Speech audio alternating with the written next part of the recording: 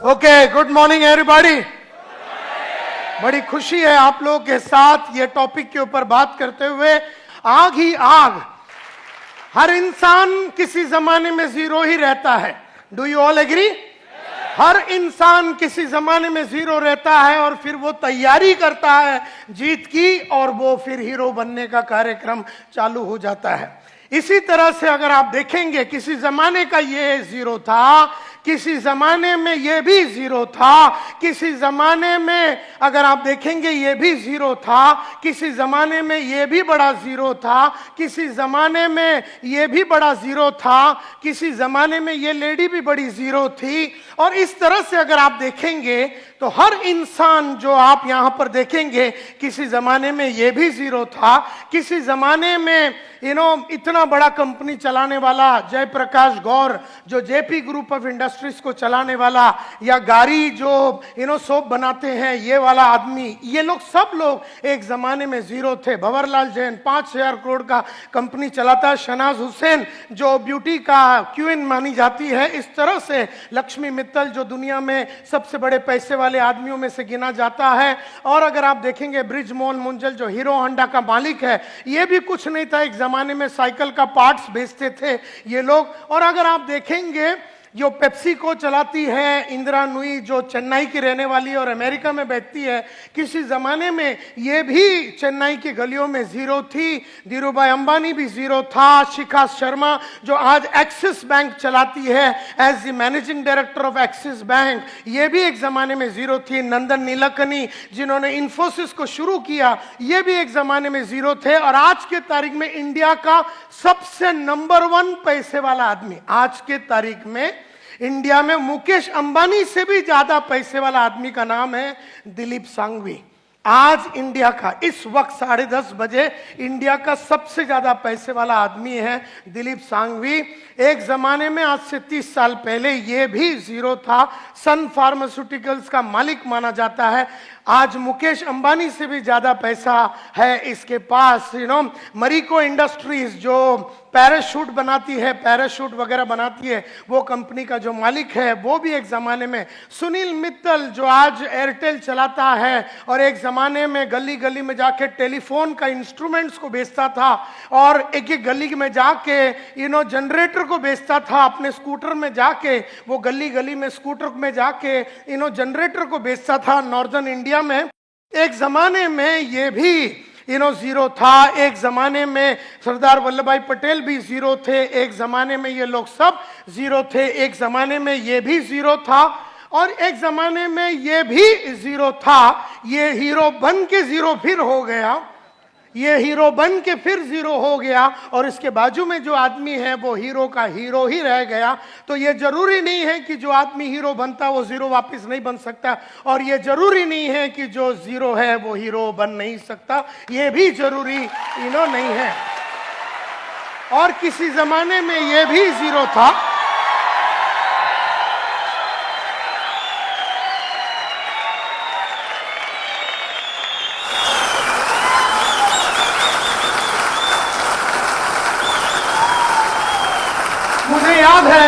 मुझे याद है मैं साहब को मिला था, मोहम्मद माजिद साहब को मिला था 2007 में केरला में।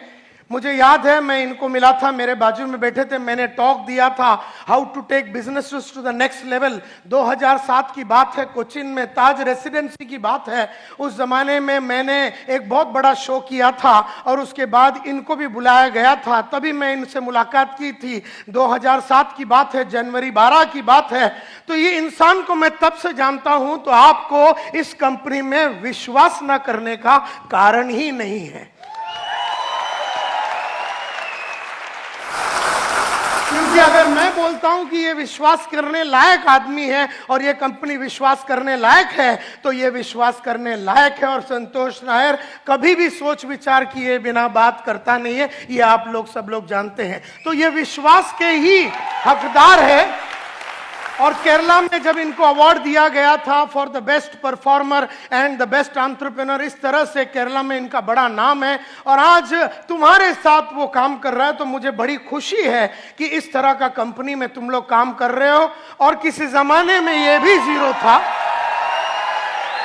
और किसी जमाने में ये भी जीरो था, और किसी जमाने में ये भी जीरो था, और किसी जमाने में ये भी जीरो था, और किसी जमाने में ये भी जीरो था, और किसी जमाने में ये और ये और ये सब लोग जीरो थे, और किसी जमाने में हम भी जीरो थे, और किसी जमाने में ये और ये और ये और ये लोग सब जीरो थे। लेकिन इन सब लोगों ने जीरो से हीरो बनने का कसम खाया और उन्होंने की जीत की तैयारी। इन्होंने की जीत की तैयारी।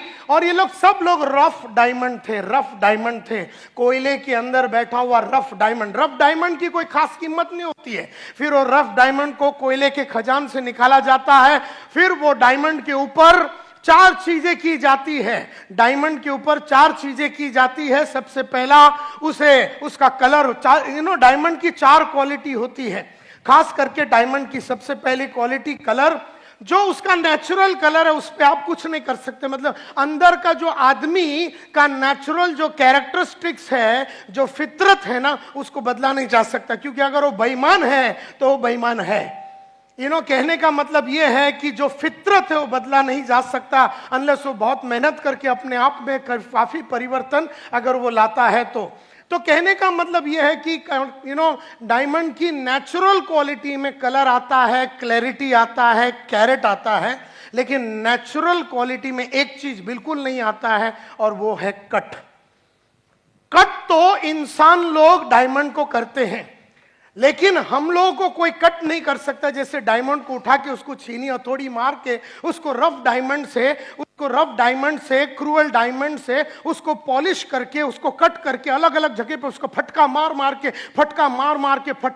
मार के उसको कट करके उसके अंदर वो क्लैरिटी को लाया जाता है। इस तरह से आपको अगर जीत की तैयारी करनी है, अगर आपको जीरो से हीरो बनना है, तो आपको अपने आप को कट करना पड़ेगा। आपको अपने आप को अलग अलग तरीके से तकलीफों में डालना पड़ेगा।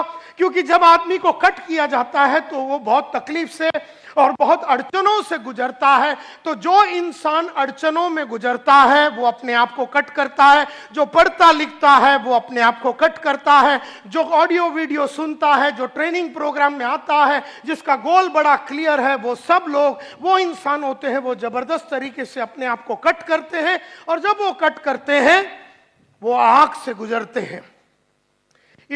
अगर आप सोने को अगर आग में डालेंगे तो तपता रहता है। इसी तरह से मैं हमेशा कहता हूं कि जो इंसान अपने आप को लगातार कट करता है वो आग से गुजरता है। और वो आग से गुजरना, आग ही आग, आग ही आग, अगर मैं बोलूं अपने आप को लगातार आग में रखना। मेरे को 50 बरस का उम्र हो गया, लेकिन 30 साल पहले जो मैंने अपने आप को आग में डाला, जिस तरीके से मैंने अपने आप को तपाने की कोशिश की, जिस तरीके से मैंने अपनी पर्सनैलिटी में आग लगा के, जिस तरह से मैंने अपने कपड़ों पे आग लगा के, जिस तरीके से मैंने अपने सोच में आग लगा के, जिस तरीके से मैंने अपने जीवन में आग लगा के अलग अलग जो पुराना था उसको जला दिया, पुराना तरीके को जला दिया, पुराना कोट को जला दिया, पुराना सोच को जला दिया, पुराना स्टाइल को जला दिया, पुराना काम करने के तरीके को जला दिया। इस तरह से जला जला के आग ही आग में रह के मैंने अपने आप को जीत के लिए तैयार किया। और इसीलिए हर इंसान, और जो इंसान इस तरह से आग में खेलता है, जो इंसान इस तरह से अपने आप को तैयार करता है, वही इंसान सक्सेसफुल होता है। वही इंसान सक्सेसफुल होता है।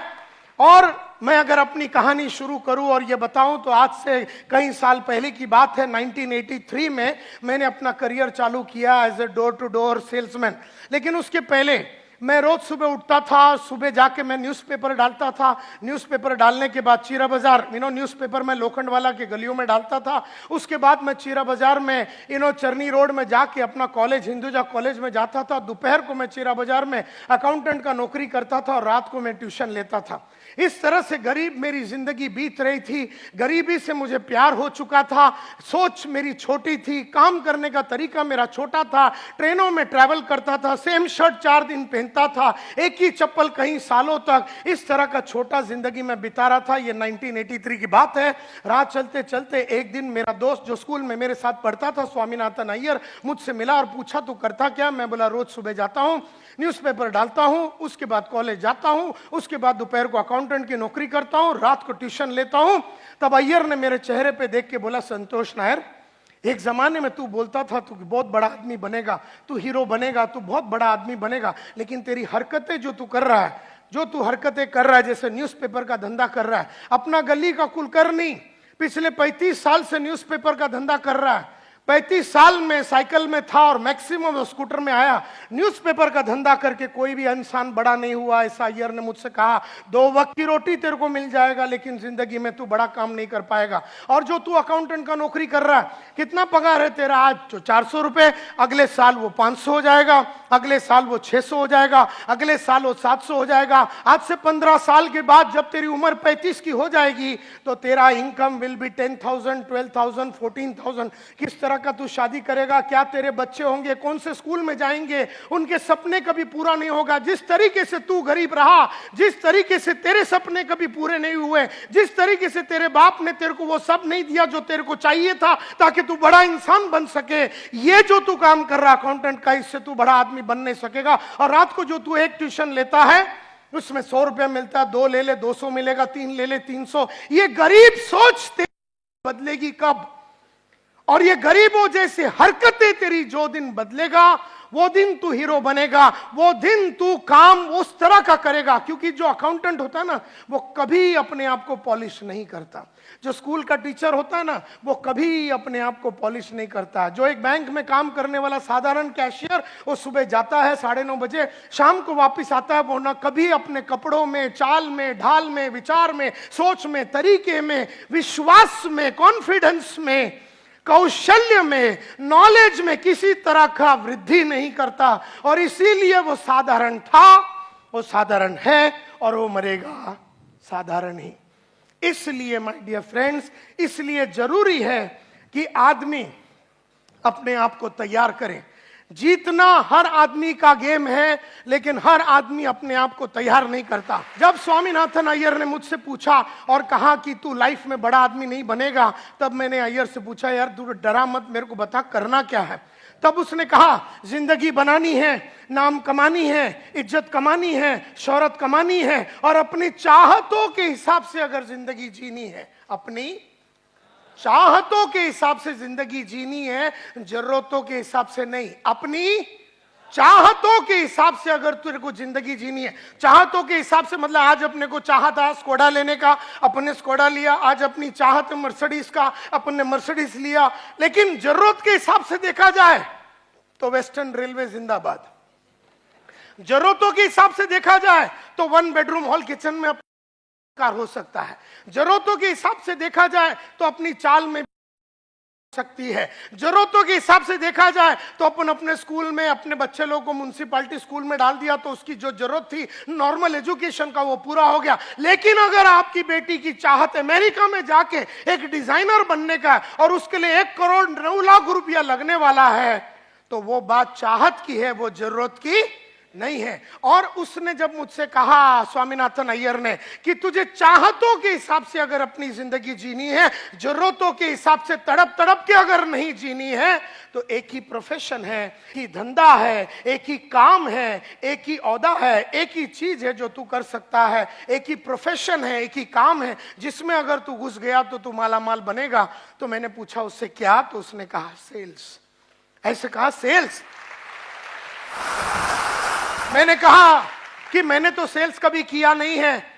तो उसने कहा, अमिताभ एक्टिंग के पहले कभी एक्टिंग नहीं किया, आशा भोसले गाना गाने के पहले गाना कभी गाया नहीं, मोहम्मद मजीद जो साहब है वो आयुर्वेदिक के बारे में पढ़ाई करने के पहले में, उसके पहले उसको मालूमात नहीं थी, डॉक्टर बनने के पहले वो डॉक्टर था नहीं। तो हर इंसान को तैयार करना पड़ता है अपने आप को, और तुझे भी सेल्स में अपने आप को तैयार करना पड़ेगा। चला जा तू सेल्स के दुनिया में, और अगर तुझे महीने का 5,000 चाहिए तो 5,000 मिलेगा, महीने का 50,000 चाहिए तो सेल्स में 50 मिलेगा, महीने का 5 लाख रुपया चाहिए तो सेल्स में मिलेगा, तेरी चाहतों के हिसाब से तेरी दुनिया चलेगी। ऐसा जब अय्यर ने मुझसे कहा तो मैंने ठान लिया मन में कि अभी तैयारी करनी है जीत की, और ठान लिया मन में कि अब जीरो रहना नहीं है, और ठान लिया मन में कि अब कट करना है अपने आप को और डायमंड बनना है लाइफ में। और तब मैंने डिसाइड किया कि मैं सेल्समैन बनूंगा। तो उन दिनों में मैंने बहुत सारे इश्तिहार में अप्लाई किया,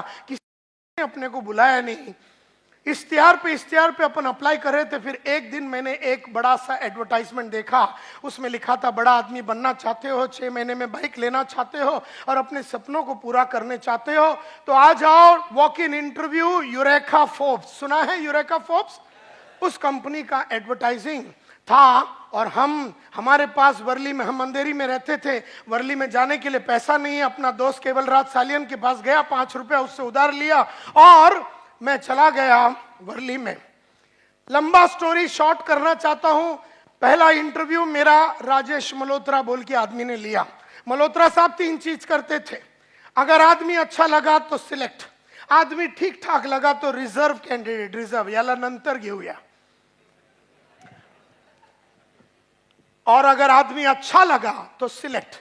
मल्होत्रा साहब ने मेरे को पहले कैटेगरी में डाल दिया, जिसमें उन्होंने मेरे को रिजेक्ट कर दिया, क्योंकि ना मैं सेल्समैन जैसा दिखता था, ना मैं बोलता था, ना मेरी सोच वैसा उनको नजर आया। उन्होंने अंग्रेजी में बहुत सारे क्वेश्चन पूछे, मैं जवाब नहीं दे सका, क्योंकि हम बर्फी वाला स्कूल में पढ़ते थे। डॉन बॉस्को एजुकेटेड मल्होत्रा साहब ने जब अपने को अंग्रेजी में बहुत सारा पूछा तो हम जवाब नहीं दे सके। मल्होत्रा साहब ना सिलेक्ट किया ना रिजर्व में डाला, उन्होंने रिजेक्ट कर दिया। और कहा मुंह पे देख के ये कि हम 15 दिन में बताएंगे। तभी मुझे नहीं मालूम था कि 15 दिन में बताने का मतलब है कि अपने को ऑलरेडी उसने रिजेक्ट कर दिया।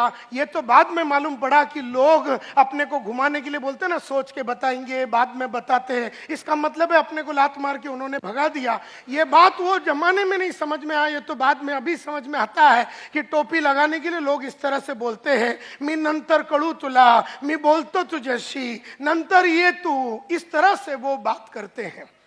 तो रिजेक्ट कर दिया। अब मैं तो ये इंतजार में था कि 15 दिन में वो बताएंगे, लेकिन महीना भर में कुछ भी न्यूज नहीं आया। कहानी ऐसी जाती है कि मल्होत्रा साहब ने तो रिजेक्ट कर दिया, लेकिन बंबई आधा वो संभालते थे, आधा बंबई गुप्ता साहब बोल के दूसरा मैनेजर संभालते थे। उनको आदमियों की जरूरत पड़ी, वो मल्होत्रा साहब के पास गए और उन्होंने कहा, यार तूने बहुत सारे आदमियों को लिया है, लास्ट टाइम मैंने देखा वॉक इन इंटरव्यू में तेरे इधर 200-300 आदमी लोग आए थे, तो तेरे पास कोई कैंडिडेट है सिलेक्टेड तो मुझे दे दे। मुझे एक लोकेशन और एक ग्रुप चालू करना, एक टीम चालू करना। तो मल्होत्रा साहब ने कहा कि यह टाइम तो बहुत अच्छे आदमी नहीं मिले, इसके लिए मैंने सबको, थोड़ा ही मिला मेरे को सिलेक्टेड, तो मेरे पास नहीं है सिलेक्टेड कैंडिडेट। अच्छा बोले तेरे पास कोई रिजर्व कैंडिडेट है तो वो दे दे, मैं उससे ही टीम चालू करता हूं, गुप्ता साहब ने कहा। तो उन्होंने कहा नहीं यार, मेरे पास रिजर्व कैंडिडेट भी नहीं है, मैंने सबको सिलेक्ट करके ले लिया। अच्छा बोले तेरे पास रिजेक्ट माल तो होगा, तो वो ही दे दे मेरे को। तो मल्होत्रा साहब को गुप्ता साहब को मल्होत्रा साहब ने वो जो 150-200 आदमी जिसको उन्होंने रिजेक्ट किया था, वो रिजेक्टेड आइटम का सब फॉर्म दे दिया, उसमें अपना भी नंबर था। उस रिजेक्टेड फॉर्म के अंदर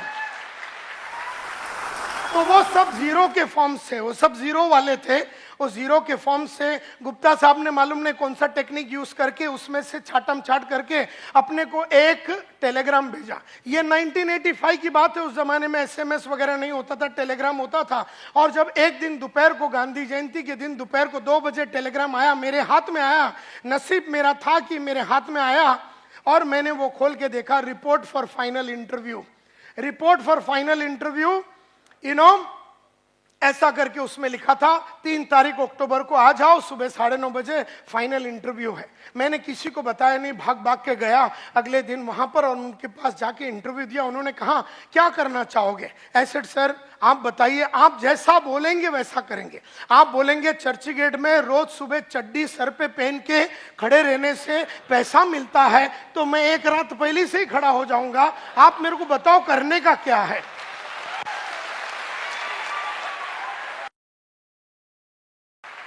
तो इस तरह से मैंने उनसे पूछा उसने कहा कि क्या कर, मैं बोला सर मेरे को पैसे चाहिए। बोलता ये लाइन में बड़ा इज्जत है, नाम है, शौर्य। मैं बोला इज्जत बिज्जत नहीं चाहिए, अपने को रोकड़ा चाहिए, क्योंकि 18 महीने से भाड़ा नहीं भरा है महाराष्ट्र हाउसिंग बोर्ड को, माँ का इलाज के लिए पैसा नहीं है, बड़ी बहन का शादी नहीं हो रहा, पैसे नहीं है घर में, छोटी बहन का शादी नहीं हो रहा, पैसे नहीं है हाथ में, डॉक्टर को 6 महीने से पैसा नहीं दिया, किराने वाले को 6 महीने से पैसा नहीं दिया, न्यूज़पेपर वाले को 3 महीने से पैसा नहीं दिया, मेरे को आगे पढ़ने का था, पैसा नहीं था। ऐसे सिचुएशन में ये बोलता है इज्जत मिलेगा, नाम मिलेगा, वो किधर डालेगा अपन? तो हमने कहा मेरे को इज्जत बिज्जत नहीं चाहिए सर, अपने को बताओ रोकड़ा कैसा कमाने का है, टेल मी पैसा कैसा कमाने का। बोलता है I will teach you how to sell. एक बैच मैं कल सुबह 4 अक्टूबर को चालू कर रहा हूं, मैं एक बैच चालू कर रहा हूं 14-15 लोगों का, और एक मैं 15 दिन के बाद ज्वाइन चालू कर रहा हूं, तू कौन सा ज्वाइन करना चाहेगा? तो हीरो जो 0 लोग होते ना, तो मैंने बोला 15 दिन के बाद आता हूं। ये 0 लोग का यही काम होता है, कल सुबह मौका है, वो 0 लोग कभी पकड़ेंगे नहीं, 15 दिन डीले कर। मैं बोला 15 दिन के बाद आता हूं, बाकी सब काम सल्टा बिल्टा के मैं आता हूं। अभी सल्टाने के लिए क्या है लाइफ में? कुछ भी है नहीं, 8 आना है नहीं तेरे जेब में, क्या सल्टाएगा तू? फिर 0 लोग ऐसे बात करते हैं, मैं सल्टा के आता हूं जैसे कि अंबानी की औलाद है, बहुत कुछ सल्टा के आने का है, इधर कुछ है नहीं।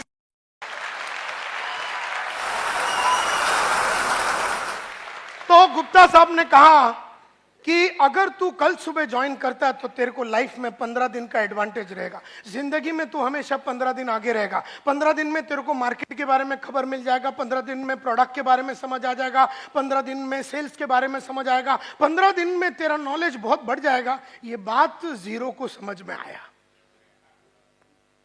इसका मतलब है कि अंदर हीरो बनने की चाहत थी अपने में, तभी वो समझ में आया। क्योंकि कई लोग जो 0 है ना, उनको कुछ भी अच्छा बोले दिमाग में बात जाता ही नहीं। मतलब क्या है, पैदाइशी 0 है, स्ट्रक्चरल डिफेक्ट है, और वो 0 ही रहेगा। देयरफॉर 0 वही आदमी रहता है जो वातावरण से आया हुआ इंफॉर्मेशन, वातावरण से गुप्ता साहब ने जब इंफॉर्मेशन दे रहा है कि भैया हीरो बनने के लिए ये कलाकारी मैं सिखाऊंगा, कल सुबह आता है क्या, तो पकड़ लिया मैंने वो अपॉर्चुनिटी और कहा कि यस सर कल से आता हूं। तो वहां से अपना जो हीरो बनने का कार्यक्रम शुरू हुआ। आज उस बात को 30 साल हो गए, मैंने मुड़ के पीछे कभी देखा नहीं है। यू नो, उस जमाने में यूरेका फोर्ब्स में आदमी 4 वैक्यूम क्लीनर बेचता था महीने का एवरेज। 3,500 सेल्समैन होते थे हमारे कंपनी में, और 3,500 सेल्समैन का एवरेज निकालेगा तो वैक्यूम क्लीनर जो साफ सफाई करने का जो मशीन है उसमें एवरेज 4 का बिकता था। हर आदमी 4 बेचता था, 2, 3, और अगर आपने 6, 7 बेच दिया तो आपका ब्रांच मैनेजर आपको बढ़िया होटल, उड़पी होटल है गुरुदेव बोल के सामने, उसमें वो लेके जाता था। और अगर आपने 10-12 बेच दिया तो आपका रीजनल मैनेजर आपको उससे भी बढ़िया होटल में, एयर कंडीशन होटल में लेके जाके खाना भी ना खिलाएगा। और अगर आपने 12 या 14 बेचा तो आपका कंपनी का मैनेजिंग डायरेक्टर, हमारा कंपनी का मैनेजिंग डायरेक्टर अखिल मार्फतिया, अपना स्टैंडर्ड 2000 रोवर कार, जो उस जमाने में सबसे महंगा गाड़ी होता था, उसमें आता था और ज्वेल ऑफ इंडिया बोल के एक रेस्टोरेंट है वर्ली में, वहां लेके जाता था। तुमको बियर चाहिए, चिकन चाहिए, जो भी चाहिए खिलाएगा, और बदन का कोई भी पार्ट पे चुम्मा लगाने को रेडी था। अगर तुमने 14 बेचा और मार्फतिया साहब को बोला इधर चुम्मा लगाओ, तो वो तेरे कुंडी में चुम्मा लगाएगा, क्योंकि उसको सेल्समैनों से बहुत प्यार था। उसको लगता था कि जो 14-15 बेचता है वो बापू है, बापू। और वो जमाने में अपना 5 दिन का ट्रेनिंग हुआ, 4 अक्टूबर को ज्वाइन किया, 11 अक्टूबर को ग्रैंड रोड बाजार में अपन उतरा। You know, my territory was red light area. मेरे को मेरे बॉस ने बोला उधर जा। मैं बोला सर उधर कैसा माल बेचेंगे वैक्यूम क्लीनर? बोलता उधर बहुत पोटेंशियल है। तो मेरे को लगा कि गुप्ता साहब जाते होंगे तो उनको पोटेंशियल के बारे में ज्यादा मालूम है, तो मैंने मन में ठान लिया कि मैं उधर ही बेचेगा। लेडीज एंड जेंटलमैन, मुझे खुशी है कि 20 दिन में मार्केट में था वो एरिया के अंदर 26 वैक्यूम क्लीनर बेचा मैंने पहले महीने में। तो सबको लगा कि फ्लूक में हुआ, मेरे को भी लगा फ्लूक में हुआ। कभी कभी अपन डायमंड भी फ्लूक में बन जाते, अपने को पता ही नहीं चला बना कैसे, लेकिन बन गए, तो इसी तरह से 26 बिका ऐसे फ्लुक में। ऐसा मुझे भी लगा, दुनिया को लगा, लेकिन फ्लुक नहीं था, क्योंकि अगले महीने में मैंने 32 बेचा, उसके अगले महीने में मैंने 33 बेचा, उसके अगले महीने में मैंने 36 बेचा, उसके अगले महीने में 37 बेचा, उसके अगले महीने में 39 बेचा, उसके महीने में 41 बेचा, उसके अगले महीने में 43 बेचा। लेकिन मैंने जीवन में पिछले महीने से कम कभी नहीं बेचा, कभी नहीं बेचा। तो उन्होंने मेरे को इंडिया का नंबर 1 सेल्समैन बन गया, इंडिया का रातों रात नंबर 1 सेल्समैन मैं बन गया। तो उन्होंने मेरे को ग्रुप लीडर बना दिया, मेरे साथ 4 आदमी डाल दिया, इंडिया का नंबर 1 ग्रुप लीडर बना। तो उन्होंने 12 आदमी दे दिया एक ग्रुप लीडर के साथ, मैं इंडिया का नंबर 1 सेल्स सुपरवाइजर बना। तो उन्होंने फिर मेरे को ब्रांच मैनेजर बनाया, 29 आदमी दिए, मैं इंडिया का नंबर 1 ब्रांच मैनेजर बना। पहली बार इंडिया में 200 सेल एक ब्रांच ने हमने किया, पहली बार 300 सेल यूरेका फोर्ब्स में हमने किया, पहली बार 400 सेल एक ब्रांच ने हमने किया, पहली बार 500 सेल एक ब्रांच में हमने किया। हमारा काम ही था रिकॉर्डें बनाना और रिकॉर्डों को तोड़ना। इस तरह से हमने अपना जीवन को चालू किया और फिर हम डिप्टी डिविजनल सेल्स मैनेजर बने, डिविजनल सेल्स मैनेजर बने, एरिया सेल्स मैनेजर बने, रीजनल सेल्स मैनेजर बने।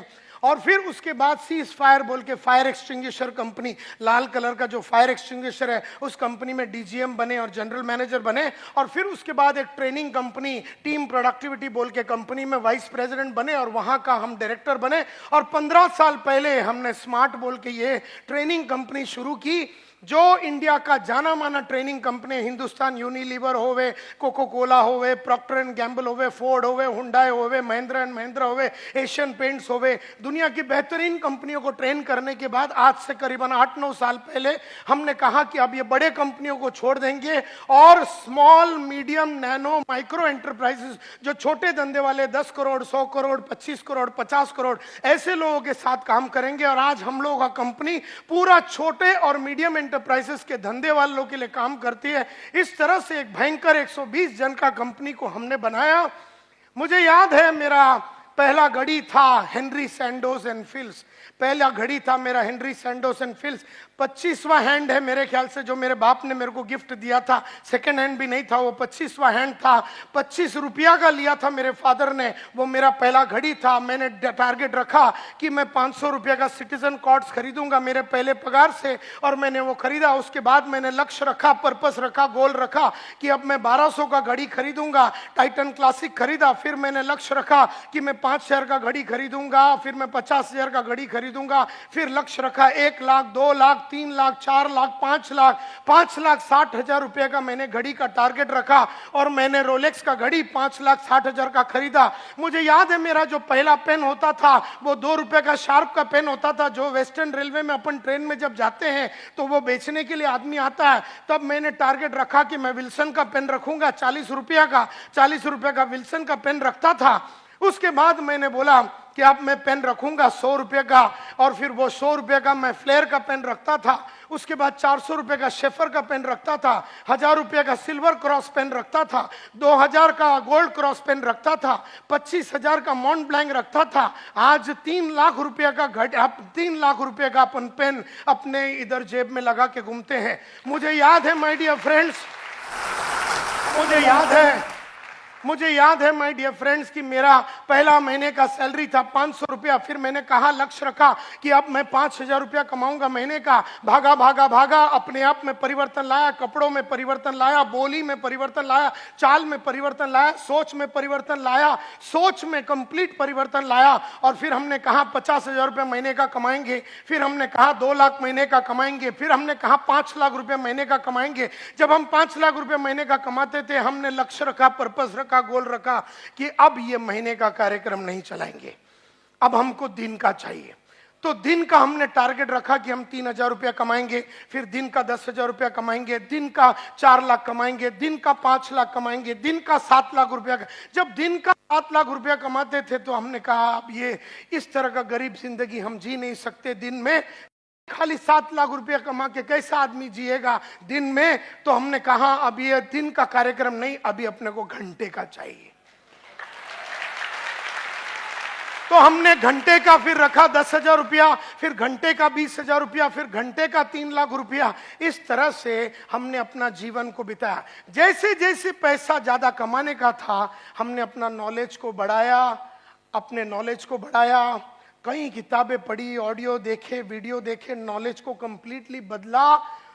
और फिर उसके बाद एटीट्यूड्स में बदलाव लाया और बहुत सारे 5 लाख रुपया पर घंटे के लिए कमाने के लिए जो स्किल्स लगता है, कौशल्य लगता है, सेलिंग स्किल्स लगता है, नेगोशिएशन स्किल्स लगता है, प्रेजेंटेशन स्किल लगता है, लीडरशिप स्किल लगता है, चेंज मैनेजमेंट स्किल्स लगता है, इंटरव्यूइंग स्किल्स लगता है, बहुत कौशल्य लगता है कमाने के लिए। देयरफॉर बहुत सारे अलग अलग कौशल्य डेवलप किया। और फिर अगर आपको बहुत सारा कमाना है और आगे बढ़ना है तो आदतें बदलनी पड़ेंगी। तो आदतों में बहुत परिवर्तन लाया, बहुत ज्यादा परिवर्तन लाया। सुबह उठने की आदत, टीवी ना देखने की आदत, और पढ़ाई करने की आदत, झूठ ना बोलने की आदत, आधा महीने में पूरा महीने का काम करने का आदत, टाइम वेस्ट ना करने की आदत, ऐसी बहुत सारी आदतें डाली। और therefore knowledge, attitude, skills, habits और स्ट्रेटजीज लगातार अपने क्लाइंट्स को बदलता रहा। एक जमाने में जो क्लाइंट मेरे को 20,000 रुपया देता था तो उसके सामने खड़े रह के डांस करता था। जब देखा कि ये 50,000 नहीं दे सकता और 50,000 के लिए दूसरे हायर लेवल के क्लाइंट चाहिए, तो स्ट्रेटेजी ऐसा निकाला कि क्लाइंट्स को बदल दिए। लगातार हर 2 साल में अपने क्लाइंट्स को बदलता रहा, क्योंकि जो आज 20,000 देता है कल वो 2 लाख नहीं दे पाएगा। एंड देयरफॉर आज जो 20,000 रुपया देता है 2 साल के बाद उसको मैं छोड़ देता हूं और उसको पकड़ता हूं जो 50,000 रुपया आज दे सकता है। और जब अपने को 1 लाख रुपया चाहिए तो उसको छोड़ देता हूं, और जब अपने को 2 लाख चाहिए तो फिर इसको छोड़ देता हूं। जैसे जैसे अपने को अगले लेवल पे जाना है तो वो पुराना नॉलेज को छोड़ देना पड़ेगा, पुराने एटीट्यूड्स को छोड़ देना पड़ेगा, पुराने आदतों को छोड़ देना पड़ेगा, पुराने कौशल्यों को छोड़ देना पड़ेगा, पुराने स्ट्रेटजीज को छोड़ देना पड़ेगा। हम में से कईयों का प्रॉब्लम यह है कि हमारी नॉलेज, एटीट्यूड, स्किल्स, हैबिट्स और स्ट्रेटजी सेम रही है और हमारी चाहत उसके आगे निकल गई। तो चाहत मेरी 5 लाख की है लेकिन हरकतें मेरी 20,000 वाली है। चाहत मेरी 5 लाख की है, कपड़े मेरे 20,000 वाले हैं। चाहत मेरी 5 लाख की है, सोच मेरा 20,000 का है। चाहत मेरी 5 लाख की है, कौशल्य मेरी 20,000 की है। चाहत मेरी 5 लाख की है, आदतें मेरी 20,000 वाली है। तो आदतें 20,000, चाहत 5 लाख, कैसा मैच होएगा? And therefore my dear friends, it is a very conscious thing. आपको एकदम कॉन्शियसली जानबूझ के इसके ऊपर सोचना पड़ेगा। हर टाइम आपकी तैयारी जीत की अगली लेवल की होनी चाहिए। आज जो जीत है वो 1 लाख की जीत है, कल का जीत तो 5 लाख की जीत है, परसों का जीत तो 10 लाख का जीत है। और देयरफॉर तैयारी 24 आवर्स मरते दम तक आपको करते रहना है। अभी गरीबों का प्रॉब्लम क्या है मालूम है? ये तैयारी ही नहीं करते। इनको जो घर है ना, वो घर से बहुत सुख है। ये जो चाल में रहते हैं उस चाल का सुगंध इनको बहुत अच्छा लगता है। ये जो रेलवे स्टेशन के बाजू में रहते हैं उनको उधर का सुगंध और आवाज, रेलवे का आवाज नहीं आवे, नींद नहीं आवे। तो इस तरह से गरीबों की प्रॉब्लम क्या है कि गरीब जैसा था। कल मेरे ऑफिस में मैं निकल रहा था, एक लड़का है मेरे कंपनी में, नाम नहीं लूंगा, उसका अंग्रेजी बराबर नहीं है। तो मैंने उसको कहा कि हर रात मैं अपने आप को इंप्रूव करने के लिए, अंग्रेजी को इंप्रूव करने के लिए ये किताब लिखता हूं। मैं उसको किताब बताया, वो किताब कैसे लिखता हूं, मैं रोज कैसे शब्दकोश को बढ़ाता हूं, सब कुछ बताया। और मैंने उसको बोला ये किताब लेके तू आज जाना। 1 घंटे के बाद मैं ऑफिस में वापस आया तो बोल रहा मैं घर जा रहा हूं। मैंने, तूने वो किताब लिया? बोले नहीं सर, ईस्ट में है ना। अब हम वेस्ट में बात कर रहे थे, बोले ईस्ट में है, अंधेरी ईस्ट के ऑफिस में। तो मैं ना नोटबुक में लिखता हूं। मैं बोला यही प्रॉब्लम है, तुम छोटी सोच वाली औलाद। ऐसी मैंने उसको बोला, तेरे को मैं बोलता हूं कि ये बुक लिख, तेरे को बुक बताता हूं, तेरे को बताता हूं कि मैंने अपने अंग्रेजी को कैसे सुधारा, तेरे को मैं रास्ता बताता हूं, तेरे को मैं बुक खोल के पूरा डिटेल में तेरे को बताता हूं कि कैसा रोज रात को मैं लिखता हूं, एक एक करके मैं कैसे लिखता हूं कि आज मैंने क्या अचीवमेंट किया अंग्रेजी के लिए, इससे मेरे को क्या फायदा हुआ, कल मैं अंग्रेजी को कैसे सुधारूंगा और उसके लिए क्या कदम लूंगा। मैं तेरे सामने ऐसा 10 बुक दिखाया, ये बुक तेरे को बोलता अपना ईस्ट वाले ऑफिस में जाके ले, और मेरे को बोलता ईस्ट में।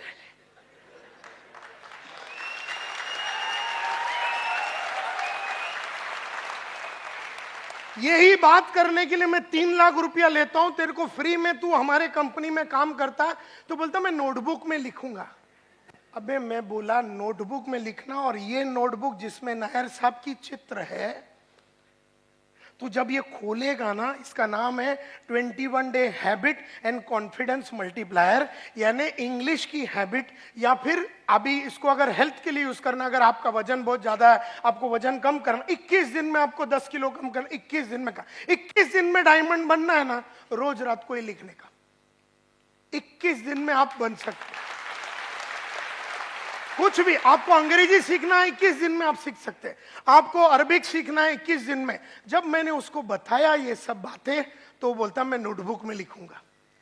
यही सोच है एक छोटे आदमी का, कि जब बड़े विचार उसके सामने पेश किया जाता है, बड़े तरीके से काम करने का रास्ता उसको दिखाया जाता है, तब आदमी छोटेपन पे ही बैठा रहना चाहता है। यही प्रॉब्लम है इस दुनिया का, क्योंकि वो, उसको मैं बोलता हूं तैयारी कैसा करने का, उसको समझ में नहीं आ रहा। वो ये बुक छोड़ के अंधेरी ईस्ट तक जाने के लिए आधा घंटा पौना घंटा लगेगा, और रिटर्न आना, यानी बदन को जो तकलीफ लगेगा, फिजिकल पेन जो लगेगा, जो तकलीफ लगेगा, खर्चा लगेगा, और वहां जाके उसको लाना, उसने उस चीज को पोस्टपोन ही कर दिया। And that is why a large number of people अपने आप को बना नहीं सकते हैं, क्योंकि वो तैयारी जीत की नहीं कर रहे, वो हमेशा तैयारी हार का कर रहा है। वो आदमी जिसकी हरकत कल थी, वो जीत की तैयारी नहीं थी, वो हारने की तैयारी थी। तो जीतने वाले उसको लेसन सिखा रहे, लेकिन हारने वाले को इतनी जमाने से हारने की आदत, क्योंकि उसका उम्र चाहे 35 का है और 15 साल से जानता है कि मेरी अंग्रेजी खराब है, और 6 महीने में अंग्रेजी सुधार सकता है अगर वो मन में ठान लेगा। लेकिन गरीबों की प्रॉब्लम यही है कि तो तैयारी और जीत के लिए आगे बढ़ने की तैयारी करने से कतराता है, ये प्रॉब्लम है उसका। देयरफॉर मैं यहां खड़े रह के मुजरा करूं या कुचिपुड़ी करूं या भरतनाट्यम करूं, गरीबों को ठेंगा कोई फर्क पड़ने वाला नहीं है। अगर कल रात को आप चाल में गाली दे रहे थे अपने आप को कि कैसे मैं 2 बेडरूम हॉल किचन में जाऊं, आप अस्वस्थ थे, आपकी छोटी जिंदगी से आप परेशान थे, आपका लड़का या लड़की छोटे स्कूल में जा रहे और कॉन्वेंट में नहीं जा रहे, इससे आपको गुस्सा आता है, तो ही आप कदम लेंगे। लेकिन आप ये सोचते मैं तो बड़ा नहीं, मेरा लड़का म्युनिसिपैलिटी में जाता है, बहुत बढ़िया। तो प्रॉब्लम ये है माय डियर फ्रेंड्स, कि तैयारी जो जीत की होती है, वो हर आदमी जब जीतने के लिए तैयार होता है वो जीरो रहता है और उसे हीरो बनना पड़ता है। इस तरह से मुझे याद है कि मेरा पहला जो गाड़ी था, पहला जो बाइक था, वो मैं वेस्टर्न रेलवे में जाता था। उसके बाद मैंने पहला सेकेंड हैंड कावासाकी बजाज खरीदा। फिर मैंने कहा कि इसके ऊपर ज्यादा देर में वक्त नहीं बिताऊंगा, तो मैंने राजदूत 175 टेलीस्कोपिक सस्पेंशन वाला बाइक लिया। उसको मैंने थोड़े दिन चलाया, मैं बोला इसको ज्यादा दिन नहीं चलाऊंगा। सेकेंड हैंड प्रीमियर पद्मिनी का लक्ष्य रखा। जो दिन मैंने वो खरीदा वही दिन हमने लक्ष्य रखा कि हम मारुति 800 लेंगे। जो दिन हमने मारुति 800 लिया उसी दिन उसी क्षण जब उसको महालक्ष्मी टेम्पल में लेके जाके पूजा करके वापस आ रहे थे, हमने अगला गाड़ी मारुति एस्ट्रीम 6,35,000 रुपए का टारगेट रखा। जो दिन हम सिद्धि विनायक से उसको पूजा करके ला रहे थे वही दिन 15 लाख हुंडई सोनाटा का टारगेट रखा। जो दिन उसकी पूजा करके वापस ला रहे थे उसी दिन हमने टारगेट रखा कि Mercedes C class E class लेंगे 54 लाख रुपए का। जो दिन 54 लाख का मर्सिडीज लिया उसी दिन हमने लक्ष्य रखा कि एस क्लास मर्सिडीज लेंगे। जो दिन हमने एस क्लास मर्सिडीज लिया 6 करोड़ का रोल्स रॉयस लेने का, वही दिन टारगेट हमने सेट कर दिया।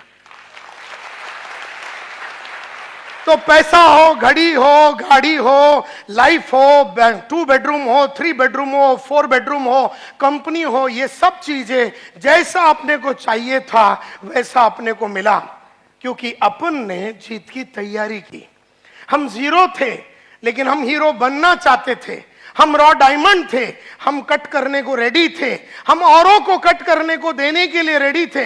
हमने अपने बॉस के सामने अपने आप को निछावर किया और बोले, सर आप बताओ ये बदन से क्या होना चाहिए, ये मन से क्या होना चाहिए, ये बॉडी से क्या होना चाहिए। उन्होंने कहा कि ये चीजें अगर आप करेंगे तो आप सक्सेसफुल होंगे। ऐसे अनकंडीशनली अपने आप को सरेंडर किया, ऐसे अनकंडीशनली अपने आप को सरेंडर किया अपने बॉस लोग के सामने, अपने अपलाइन के सामने, अपने कलीग्स के सामने। जो बोला गया है, जैसा बोला गया है, हजारों किताबें पढ़ी, किताबों में जो लिखा है, हजारों सीढ़ियां सुनी, जो सीढ़ी में लिखा हुआ है, बोला हुआ है, वैसे का वैसा पॉइंट टू पॉइंट डिक्टो वो मैंने किया। अपना दिमाग कभी मैंने नहीं लगाया। तो आज अगर मैं आप लोगों को कुछ बोलता हूं कि क्या करना है, आप अपना दिमाग मत लगाओ, आप बस वो करो जो मैं आपको बोल रहा हूं। लेकिन मुद्दा यह है माय डियर फ्रेंड्स, और ये इस तरह से जब आप आदमी करेगा तो ये कहा जाता है कि वो आग में आज भी तप रहा है। हर दिन मैं 1 घंटा रीडिंग करता हूं, हर दिन मैं रोज रात को ऐसे 3 किताबें लिखता हूं जो मेरे 1 से सवा घंटा ले लेता है। इस तरह से मैं जो चीजें करता हूं, 1 से सवा घंटा रोज मैं जीत की तैयारी करते हूं। और जबकि मेरा कमाई दिन का 5-1 लाख रुपया है, तब मैं सवा घंटा रोज रात को ऐसी किताबें लिखता हूं। तो समझ लो कि तुम्हें कितना तैयारी करना पड़ेगा, कितना एफर्ट डालना पड़ेगा। आज हम ये स्टेज पे आ गए हैं, फिर भी हमने पढ़ाई लिखाई को बंद करने से इनकार किया। हम कभी ये मानते ही नहीं है कि माझ्याकडे काही आहे आणि मला काही कळतं। अपने कुछ नहीं आता है, अपन एकदम सिंपल आदमी है, अपने को जमाने के बारे में कुछ नहीं मालूम है। रोज रात को पढ़ता हूं, रोज रात को अपने आप को अपग्रेड करता हूं, और इसीलिए 30 साल से रेगुलरली सक्सेस मिला। कईयों को 1 साल सक्सेस मिलता है, फिर नीचे चला जाता है, फिर 6 महीना गायब रहता है, फिर थोड़ा सक्सेस मिलता है, फिर वो नीचे चला जाता है, फिर थोड़ा मिलता है, फिर वो गांव चला जाता है, फिर नीचे चला जाता है। इस तरह से लाइफ बढ़ता नहीं है, इस तरह से लाइफ बनता नहीं है। तो माय डियर फ्रेंड्स, मुझसे लोग देयरफॉर पूछते हैं कि सर ये सभी लोग जो थे जिनके बारे में आपने कहा जो जीरो थे और हीरो बने कैसे, तो मैंने स्टडी किया उनके लाइफ को, मेरे लाइफ को, और दुनिया के बेहतरीन विश्वनाथन आनंद जो चेस प्लेयर है, दुनिया के बेहतरीन बैट्समैन, दुनिया के बेहतरीन एक्टर, इनके लाइफ को, दुनिया के बेहतरीन नेटवर्कर। मैं नेटवर्किंग इंडस्ट्री में 1989 में घुसा था। I was India's first representative. 1988 में इंडिया का सबसे पहला रिप्रेजेंटेटिव था। डायरेक्ट सेल्स के लिए मेरे को भेजा गया बर्लिन में, जर्मनी में, वर्ल्ड डायरेक्ट सेल्स कांग्रेस में, जहां पर दुनिया की बेहतरीन वर्ल्ड कॉरपोरेशन का कॉन्फ्रेंस हुआ था। और आज से करीबन 30 साल पहले मैं पहली बार नेटवर्किंग से वाकिफ हुआ। तो मेरा पहचान और मेरी अंडरस्टैंडिंग और मेरी क्लैरिटी 30 साल पुरानी है। और मैंने इन 30 सालों में देखा कि लगातार कुछ लोग आगे बढ़ते हैं और कुछ लोग ऊपर नीचे, और कुछ लोग बढ़ ही नहीं रहे हैं, वो उठ ही नहीं पा रहे हैं। तो ऐसा क्यों हुआ? तो मैं एक वॉयज ऑफ डिस्कवरी में गया। मैंने कईयों की बायोग्राफी पढ़ी, ऑटोबायोग्राफी पढ़ी, मैंने बहुत सारे लोगों का मीटिंग किया और मैंने बहुत सारे चीजें सोचा और दुनिया की बेहतरीन एमएलएम और नेटवर्क मार्केटिंग के लोगों से वर्ल्ड वाइड मिला। एमवे का मालिक, एवरी श्लेन का मालिक, एवॉन का मालिक, सब मेरे बाजू में बैठे रहते थे आज से करीबन 25-30 साल पहले। और उन सब लोगों को वर्ल्ड की सबसे बढ़िया कंपनी की, एमएलएम कंपनी की लोगों से मेरा उठना बैठना हुआ था 30 साल पहले। उन सब से सीखा और मैंने पूछा अपने आप से, दुनिया के लिए पूछा कि सक्सेस का फॉर्मूला क्या है। तब मुझे समझ में आया, success everybody wants it, yes और नो। मैंने देखा कि किसी को भी पूछो सक्सेस चाहिए, तो मुझे लगा कि हार्ड वर्क शायद सक्सेस का फॉर्मूला रहेगा। लेकिन मैं आज आपको बताना चाहता हूं, हार्ड वर्क का सक्सेस से कोई लेना देना नहीं है। क्योंकि अगर हार्ड वर्क ही सक्सेस का फॉर्मूला है तो मेरे बाजू में एक आदमी रिक्शा चला रहा है, पिछले 30 साल से गरीब था, गरीब है, गरीब रहेगा। तो हार्ड वर्क का सक्सेस से कोई लेना देना नहीं है। हाँ, शायद हार्डवर्क एक चीज हो सकता है सक्सेस के लिए, एक एलिमेंट हो सकता है सक्सेस के लिए, लेकिन सिर्फ हार्डवर्क से आदमी लाइफ नहीं बना सकता। क्योंकि अगर सिर्फ हार्डवर्क करना है तो मजूर लोग भी रोज हार्डवर्क करते हैं लेकिन उनका लाइफ सक्सेसफुल नहीं होता। देयरफॉर हार्डवर्क शायद सक्सेस का एक फॉर्मूला है, लेकिन सिर्फ हार्डवर्क से सक्सेस नहीं मिलता। फिर हमने देखा कि सीक्रेट ऑफ सक्सेस अगर जानना है तो क्या देखना है, हमें क्या यह देखना है कि आदमी ने क्या किया। तो आदमी ने, सचिन तेंदुलकर ने क्या किया, 50 सेंचुरी मारा टेस्ट में, 50 सेंचुरी मारा वनडे में। आदमी ने क्या किया सब देख रहे। आदमी ने क्या किया, मोहम्मद माजिद साहब 40,000 करोड़ के मालिक है, आज इतना फैक्ट्री है, ये है सेमी डायरेक्ट, इतना वर्ल्ड वाइड कॉरपोरेशन है। आदमी ने क्या किया ये सब जानते हैं, लेकिन मुद्दा ये नहीं कि आदमी ने क्या किया, आदमी को वो किसने और क्या चीज ने करवाया ये जानना जरूरी है। कौन है जो सचिन तेंदुलकर से 50 सेंचुरी करवाया, क्या है जिसकी वजह से सचिन तेंदुलकर 50 सेंचुरी वनडे में मारा, 50 सेंचुरी मतलब टेस्ट मैच में मारा। वो क्या है जो नायर साहब को 7 लाख रुपया दिन का कमाने में मजबूर करती है। कौन कर रहा है उसे, क्या किया, ये सब लोग जानते हैं कि वो 7 लाख कमा रहा है, लेकिन दैट इज नॉट इंपॉर्टेंट। तो काय केला, दैट इज नॉट इंपॉर्टंट। कोणी त्याच्याशी हे करून घेतलं, क्या की, मतलब what made main do it, क्या चीज है जिन्होंने उनसे ये करवा के लिया, ये जरूरी है। क्योंकि अमिताभ बहुत बड़ा एक्टर है और करोड़ों रुपया कमाता है, व्हाट मेन डू, तो वो तो नजर आ रहा है कि वो क्या किया है, कि वो रोल्स रॉयस गाड़ी चलाता, ये तो दिखता है। लेकिन what made main do it, क्या चीज करने के वजह से वो रोल्स रॉयस तक पहुंचा, क्या चीज करने की वजह से वो 50 सेंचुरी मार सका, क्या चीजें करने से वो 7 लाख रुपया दिन का कमा सकता है, क्या चीज करने से। तो जब मैं इस स्टडी पे पहुंचा तो मैं समझ गया कि मैं ढूंढ रहा था the common denominator of success, कि वर्ल्ड में सक्सेस का कॉमन डिनोमिनेटर या कॉमन फैक्टर क्या है। मैं इस नतीजे पे पहुंचा कि दुनिया में सिर्फ सक्सेस का एक फॉर्मूला है, और ये मैं 500 बार बोल चुका हूं, लेकिन फिर भी जब जब मैं बोलता हूं तो मुझे याद आती है कि मुझे ये करते रहना है, हर दिन, हर शाम, हर घंटे मुझे करते रहना है। जानना और करने में बहुत फर्क है। जानने वाले लोग इंटेलिजेंट होते हैं, करने वाले लोग वाइस होते हैं। इंटेलिजेंट आदमी को सब मालूम है क्या करने का, लेकिन जो प्रज्ञा को प्राप्त हुआ है, जो वाइस आदमी होता है, जिसको शाना बोलते हैं, वो करता है, और इंटेलिजेंट खाली जानता है। तो जानता सब आदमी है कि सुबह जल्दी उठना चाहिए, लेकिन करते सिर्फ वाइस आदमी लोग हैं। जानते सब आदमी है कि पढ़ना चाहिए है, लेकिन करते सिर्फ वो है जो प्रज्ञा को प्राप्त हुए, जो विजडम को प्राप्त हुए, जो जिंदगी में क्लैरिटी के साथ सोच सकते हैं। तो मैं ढूंढते ढूंढते एकमात्र फॉर्मूला पे आया कि सक्सेस का सिर्फ एक फॉर्मूला है, जैसे थोड़े देर पहले जब इधर खड़े रह के कमांडो साहब ने कहा कि रिकॉर्डिंग नहीं करना है, फिर भी मेरी नजरें उधर जा चुकी है जहां पर 3 आदमी ये रूम में रिकॉर्डिंग कर रहा है। अब उसको जानने में प्रॉब्लम नहीं है, वो जानता है लेकिन वो करता नहीं है। तो इसमें फर्क है, वो सस्ते में रिकॉर्डिंग करके लेने के चक्कर में है। वो सीडी नहीं खरीदेगा 1200 रुपए में, जो रास्ता सही है उस पे वो नहीं जाएगा, बेईमानी करेगा। तो ये जो रिकॉर्डिंग चालू है, जो भी कर रहा है वो बेईमान।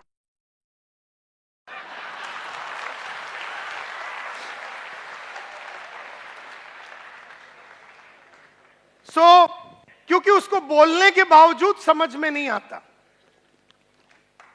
वो अनपढ़ गवार नहीं है, वो शाना समझता अपने आप को, लेकिन है वो गधा। समझने से शाना कोई नहीं होता, बनने से ही शाना होता है। तो सक्सेस का एकमात्र फॉर्मूला है और वो है ये: the secret lies in the fact that successful people form the habit of doing things that failures don't like to do. बड़ा सिंपल है, सक्सेस का फॉर्मूला सिर्फ एक ही है। सक्सेस का फॉर्मूला सिर्फ एक ही है और वो ये है the secret of success. Success का सीक्रेट कहां पर है? It is in the fact कि सक्सेसफुल लोगों ने वो करने की आदत डाली जो उन्हें अच्छा नहीं लगता। सक्सेसफुल लोगों में और अनसक्सेसफुल लोगों में फर्क सिर्फ इतना है कि सक्सेसफुल लोगों ने वो करने की आदत डाली जो अनसक्सेसफुल लोगों को करने को अच्छा नहीं लगता। सक्सेसफुल लोगों में और अनसक्सेसफुल लोगों में, कामयाब लोगों में और नाकामयाब लोगों में फर्क सिर्फ इतना है कि कामयाब आदमी ने वो करने की आदत डाली जो उसे अच्छा नहीं लगता और नाकामयाब आदमी हमेशा वो करता है जो उसे अच्छा लगता है। मुझे भी सुबह उठने को अच्छा नहीं लगता, तुम्हें भी सुबह उठने को अच्छा नहीं लगता, लेकिन रोज सुबह 5:15 बजे उठ के मैंने उठने की आदत डाली। मुझे भी पढ़ने को रोज 1 घंटा सुबह पढ़ने को अच्छा नहीं लगता, तुम्हें भी रोज सुबह 1 घंटा पढ़ने को अच्छा नहीं लगता, लेकिन रोज सुबह मैंने 1 घंटा पढ़ पढ़ के मैंने पढ़ने की आदत डाली। मुझे रोज सुबह जू बीच में जाके 1 घंटा चलने को अच्छा नहीं लगता, लेकिन रोज सुबह मैं और मेरी बीवी जू बीच में जाके चल के चलने की और एक्सरसाइज करने की आदत। मुझे भी रोज सुबह आधा घंटा मेडिटेशन करने को अच्छा नहीं लगता, तुम्हें भी वो चीजें करने को अच्छा नहीं लगता, लेकिन मैंने रोज सुबह आधा घंटा मेडिटेशन कर करके मैंने करने की आदत डाली। मुझे भी टीवी देखने को अच्छा लगता है, तुम्हें भी टीवी देखने को अच्छा लगता है, लेकिन मैंने नहीं देख के ना देखने की आदत डाली और तुम देख के देखने की आदत डाली। तुम जो भी कुछ हो तुम्हारी आदत के वजह से हो, मैं जो भी कुछ हूं मेरी आदत के वजह से हूं। सिंपल। मैंने वो किया जो अच्छा नहीं लगता, तुमने वो किया जो तुम्हें अच्छा लगता है। सिर्फ एक ही फॉर्मूला है सक्सेस का, और गरीब हो या अमीर हो सब पे लागू होता है एक फॉर्मूला, वो करो जो अच्छा नहीं लगता। मुझे भी बड़े बड़े लोगों को मिलने को अच्छा नहीं लगता, तुम्हें भी बड़े बड़े लोगों को मिलने को अच्छा नहीं लगता, लेकिन मैंने बड़े बड़े लोगों को मिल मिल के अपना बड़े लोगों को मिलने का कॉन्फिडेंस बढ़ाया। हम लोग छोटे लोगों को मिल मिल के छोटे लोगों में खुश रहने की हमने आदत डाली। मुझे भी झूठ बोलने को अच्छा लगता है, तुम्हें भी झूठ बोलने को अच्छा लगता है, लेकिन मैंने नहीं बोल के न बोलने की आदत डाली। और कई डाउनलाइन ने अपने अपलाइन को टोपी लगा के टोपी लगाने की आदत डाली। मुझे भी रोज काम करने को अच्छा नहीं लगता, तुम्हें भी रोज काम करने को अच्छा नहीं लगता, लेकिन मैंने रोज काम करके रोज रेगुलरली काम करने की आदत डाली। तुमने कभी कभी काम करके कभी कभी काम करने की आदत डाली। तुम जो भी कुछ हो तुम्हारी आदत की वजह से है। अमिताभ जो भी कुछ है उसकी आदत की वजह से, मैं जो भी कुछ हूं मेरी आदत की वजह से है। हम सब लोग जो भी कुछ है हमारी आदत की वजह। और मैं ये बोलता हूं क्वालिफिकेशन से कोई फर्क नहीं पड़ता है, एजुकेशन से कोई फर्क नहीं पड़ता है। तुम कहां से आए, तुम महाराष्ट्रन हो, हिंदू हो, मुसलमान हो, तुम सिख हो, ईसाई हो, तुम्हारा बाप गरीब था, तुम चाल में रहते थे, तुमने पढ़ाई किया नहीं किया, तुम्हारा सपोर्ट है सपोर्ट नहीं है, तुम्हारा अच्छा कांटेक्ट है नहीं है, तुम चाल में रहते थे बिल्डिंग में रहते थे, इससे कोई फर्क नहीं पड़ता। तुम्हें सिर्फ वो करना है जो तुम्हें अच्छा नहीं लगता। कई लोग इधर आके बैठ के, कई लेक्चर में आके बैठ के सो जाते हैं, बैठ के सो जाते हैं, क्योंकि उनको लेक्चर में आके बैठ के सोने की आदत लग गई। और कोई लोग है किताब लेके आते, बोले इंपॉर्टेंट पॉइंट लिखते हैं, चलो इंपॉर्टेंट पॉइंट लिखते हैं। और कई लोग ऐसे खाली हाथ। मैं जिधर भी जाता हूं नोट्स बनाता हूं, तुम जिधर भी जाते हो नोट्स नहीं बनाते हो। फर्क सिर्फ इतना ही है, मैं वो बुक लेके आता हूं और पॉइंट लिखता हूं। मैं प्रोग्राम खत्म होने के बाद रात को घर में जाता हूं और पूरे दिन में जो प्रोग्राम में जो ट्रेनर ने सिखाया, करीबन 1.5 से 3 घंटा बैठ के पूरा दिन में क्या सीखा वो पूरा लिख देता हूं। तो तुम्हारे जगह पे मैं आज अगर होगा तो रात को सोने के पहले 200 पेज की किताब में संतोष नायर ने आज सुबह 10 बजे से लेके 10:30 से लेके 1:30-2 बजे तक क्या बताया हो मैं पूरा लाइन से लिखूंगा। नायर साहब ने सक्सेस का फॉर्मूला बताया, नायर साहब ने बताया, नायर साहब ने ये बताया, ऐसे लिखते लिखते मैं 3-3:30 बजा डालूंगा। और तुम में से कई ऐसे लोग हैं बराबर रात को 10 बजे राणा प्रताप देखेंगे, उसके बाद कुछ तो लोग कहेंगे देखेंगे, उसके बाद 11 बजे आहट देखेंगे, और फिर बाजू में जो आइटम है उसको पकड़ के सो जाएंगे। जब तुम सो रहे हो मैं लिख रहा हूं, जब तुम सो रहे हो और कार्यक्रम कर रहे हो मैं लिख रहा हूं। फर्क सिर्फ इतना है मैं लिखने के बाद कार्यक्रम करता हूं, तुम कार्यक्रम करके सो जाते हो।